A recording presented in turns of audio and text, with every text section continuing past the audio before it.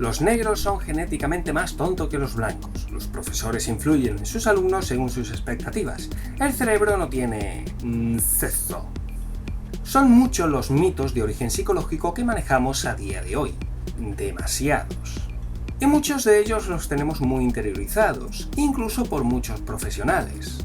Así que en este vídeo vamos a desmentir 5 mitos de la psicología moderna. Y ojito que a lo mejor no sobrevivo ni al último mito. Empezamos. Comencemos con una polémica, el jansenismo. Quizás la mayoría no conozcan este término, pero se define como la tesis que propone que las diferencias entre determinados grupos sociales se deben a factores genéticos y por tanto son inmutables.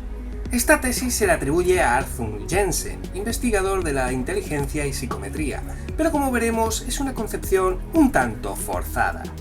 Todo comienza con un artículo publicado por Jensen a finales de los años 60, titulado ¿Cuánto podemos aumentar el CI y el rendimiento escolar? Un artículo que servía de crítica a la educación compensatoria de la época. En los datos reflejados de ese artículo había una diferencia muy significativa de rendimiento académico entre alumnos afroamericanos y mexicanos y euroamericanos, siendo el rendimiento de estos últimos mucho mejor. E hipotetizó que estas diferencias quizás podrían deberse a influencia genética, sin menospreciar por el camino al ambiente. Y claro, estos datos terminaron provocando la ira de muchos. Jensen fue acosado, tergiversado e incluso amenazado de... Sus detractores y los medios de comunicación terminaron acuñando el término jansenismo para referirse a esta corriente que consideraban no solamente equivocada, sino amenazante y racista. Sin embargo, la posición de Jensen fue deliberadamente exagerada. Los que acuñaron el jansenismo cayeron en la falacia del hombre de paja. Y lo hicieron deliberadamente para atacar con más facilidad la postura de Jensen. No entendieron su auténtica visión, la cual al día de hoy se considera correcta. De hecho, genetistas como James Watson defienden la importancia de la influencia genética sobre la inteligencia entre diferentes grupos étnicos. De hecho, este tipo es polemiquísimo, a mi parecer muchísimo más que Jensen. Y aunque la ciencia haya avanzado y más evidencias hayan surgido para continuar el debate, a día de hoy el asumir que estas diferencias en la inteligencia entre grupos étnicos se pueda deber a una cierta influencia genética se sigue tachando de racista. Cuando el modelo actual no es ni colectivista ni biologicista, sino interindividual y aceptando la influencia del ambiente y de la genética del sujeto. Pero como veis, la cultura del escrache y de la cancelación ya se daba en esta época. Quizás no tan generalizada como ahora, pero se daba. Por comparativa contemporánea lo podemos comparar con muchos casos, sin embargo el que más se me viene a la mente ahora mismo es el caso de James Damore, ¿no? El ingeniero despedido por Google por su polémico memorándum. El efecto Pigmalión. Vaya, este no los esperabais, ¿eh? Este es bastante conocido. Este fenómeno aparece en muchos artículos de psicología, en la educación, muy usado también en coaching, incluso yo mismo le dediqué un vídeo. El efecto Pigmalión consiste en que podemos ser influidos por las expectativas que terceros tengan de nosotros, y fue comprobado por el famoso experimento de Rosendahl. Rosendahl observó cómo en el laboratorio los experimentadores sesgaban a su favor los resultados de sus investigaciones, influyendo de una manera o de otra sobre los animales. Que de hecho, este efecto ya lo hemos visto en el canal cuando hablábamos de Hans el Listo, el famoso caballo que aprendió matemáticas. ¿Ah, que no sabes de qué caso estoy hablando? Bueno, no pasa nada porque lo tienes aquí mismo y bueno, ya que estamos, pues suscríbete y así ya no te pierdes este tipo de historias. Volviendo al tema, Rosendahl quiso extrapolar esa observación del laboratorio a las expectativas humanas, a ver si pasaba lo mismo. Por eso diseñó aquel sencillo experimento en el que profesores cogían a dos grupos de alumnos. A unos se les decía que eran la pera limonera, y al otro no, que eran malísimos. Después observaron el rendimiento académico de ambos grupos a lo largo del curso. El resultado fue que a los que les dijeron que eran los mejores, sacaron mejores notas que el otro grupo. Al menos esos fueron los resultados en California, que fue donde se hizo el experimento original. Sin embargo, el mismo experimento se realizó en Massachusetts, y no, los resultados no fueron para nada los mismos. Ni siquiera parecidos, oye. Pero para entonces la leyenda del efecto Pigmalión ya caló muy fuerte en la sociedad, debido sobre todo a la influencia de los medios de comunicación, que dieron valor a la historia tan pronto como se hicieron eco de ella. y a día de hoy seguimos viendo decenas de artículos al respecto. Sin embargo, el planteamiento del experimento original no fue especialmente riguroso. ¿Y todo esto significa realmente entonces que el educador no ejerce ningún tipo de influencia sobre sus alumnos?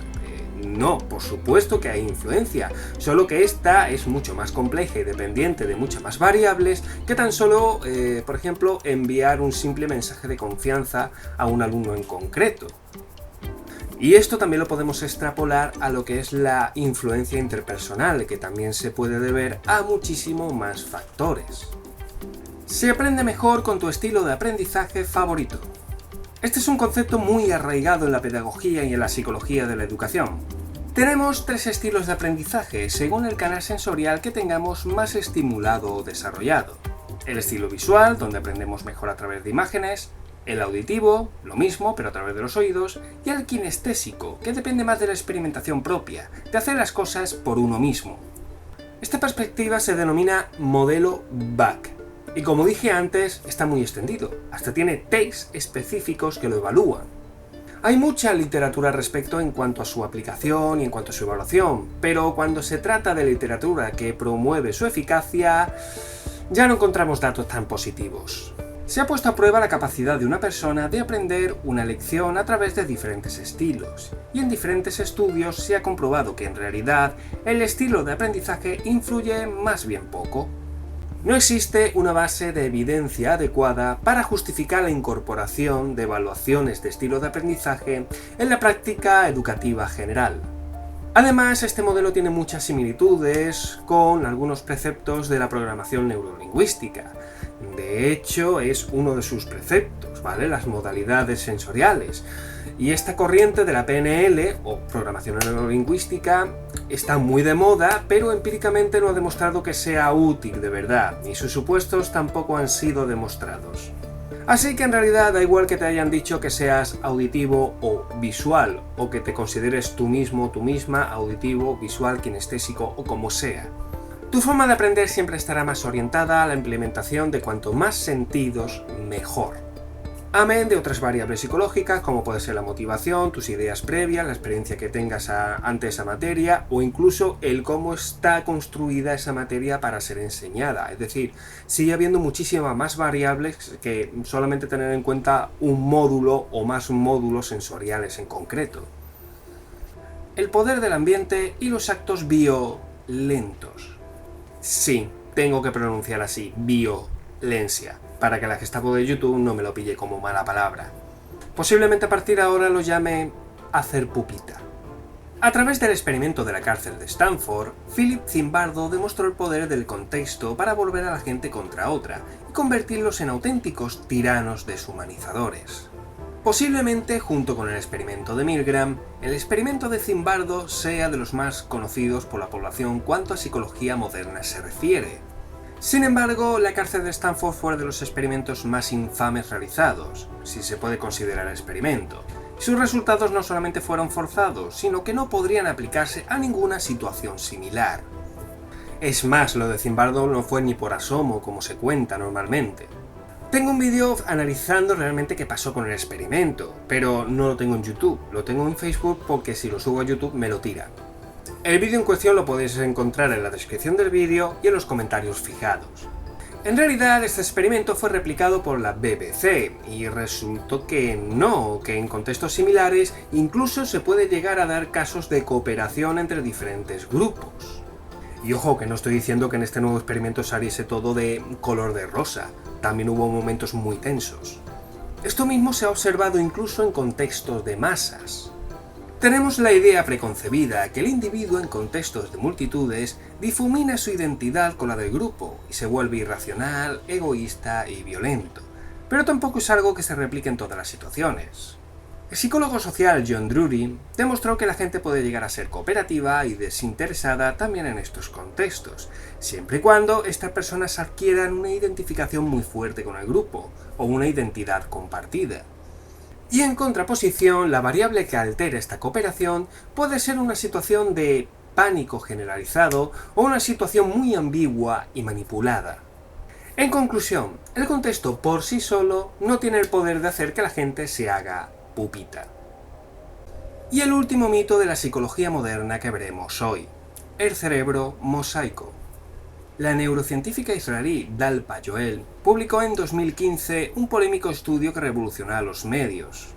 Después de comparar miles de cerebros de hombres y mujeres, concluyó que no existía un cerebro masculino ni femenino, sino que tenemos un cerebro mosaico de habilidades que se desarrollan según nuestra práctica. Según Joel, si las diferencias entre hombres y mujeres se explican por el llamado dimorfismo sexual, que son estas diferencias funcionales y anatómicas de los organismos según el sexo, las diferencias deberían de ser muy señaladas en los cerebros. Diferencia acentuada que después de haber comparado dichos cerebros, nunca encontró.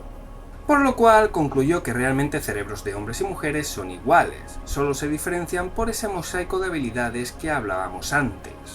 Si existen entonces diferencias conductuales o culturales, se debería más a una educación sexista que a diferencias biológicas, cosa que la mala ciencia o la ciencia sexista se ha encargado de difundir durante estos últimos años. Estas afirmaciones tuvieron mucho impacto en su momento. Si buscáis cerebro mosaico en Google, os seguirán apareciendo un montón de entradas hablando sobre el tema. El problema es que en un metaanálisis posterior de los resultados de Joel comprobó que era posible identificar un cerebro masculino o femenino al menos en un 89% de las veces. Y es que el error o la trampa de Joel fue suponer que todos los cerebros masculinos y femeninos debían de ser exactamente iguales unos a otros. Que por supuesto nunca lo va a ser, siempre va a haber una cierta variabilidad interindividual, pero esto no es algo nuevo, es algo que se sabe desde hace muchísimo tiempo. Siguiendo esta misma lógica de Joel, podríamos decir que no existe un cerebro típicamente humano porque no hay dos cerebros exactamente iguales. Y ojo, aclaro que no estamos defendiendo ahora que las diferencias entre hombres y mujeres sean exclusivamente biológicas. Aquí seguimos hablando de influencias biológicas y ambientales. Y bueno, estos solamente han sido 5 mitos modernos sobre la psicología, aunque no son los únicos, he tenido que dejar atrás pues muchos más. Mitos relacionados con trastornos mentales, sobre el autismo, sobre pseudoterapias, sobre criminales, sobre procesos mentales como la memoria, la atención o incluso el propio pensamiento. Hay muchísimo donde elegir. Pero por lo pronto, vamos a dejarlo aquí, que está, bueno, bastante bien. Si te ha gustado este vídeo, pues compártelo con tus amigos, suscríbete y dale al botón de la campanita para ser el primero en enterarte de cuando subo nuevo vídeo. Gracias a mis patronos por apoyarme. Si quieres apoyar económicamente al canal y proponer temas nuevos, pásate por mi página de Patreon. Gracias por vuestra atención y nos veremos en el siguiente tema.